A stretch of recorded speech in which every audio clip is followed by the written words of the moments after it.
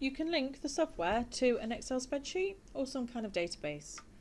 Within the spreadsheet or database, make sure that you have column headers.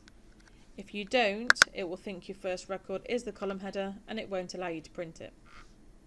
Also make sure the first row isn't blank, because every time you open your label, it will default to the first record. If this is blank, you'll just have columns that say empty. There is also a quantity field because you can tell the software one of the column headers has the number of labels, and it will use that to print that number of labels. To link to the spreadsheet, click on Data, Database Access, Wizard, and the software will talk you through it. The first thing it would like to know is where's the file that you would like to use.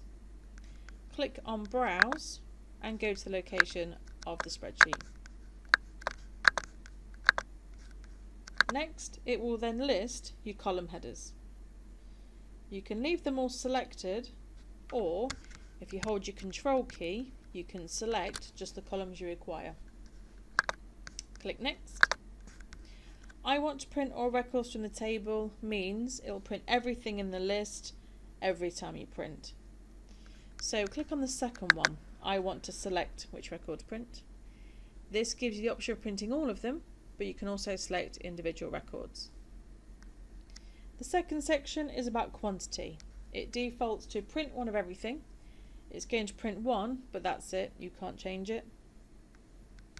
The middle option is one of the column headers has the number of labels. Apologies about that. Or the last one, I will enter label quantity. It will default to one of everything, but you can change it. Next. I want a text object for each stated field means it will pick up the first record and put that onto your label. Finish, close, and the first record will be displayed. Go to Zoom to page so you can see all of your labels. Print, select records will then show you that list that you've linked to. The button at the top is select all, that means it will automatically do one of everything, or you can literally select the records that you require. Next to this, you can also change the amount of labels too. OK, preview, and you'll be able to display all of your records.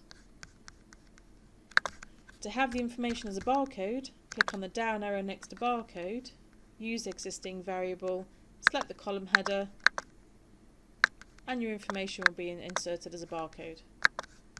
This will also change depending on the records that you've selected to print.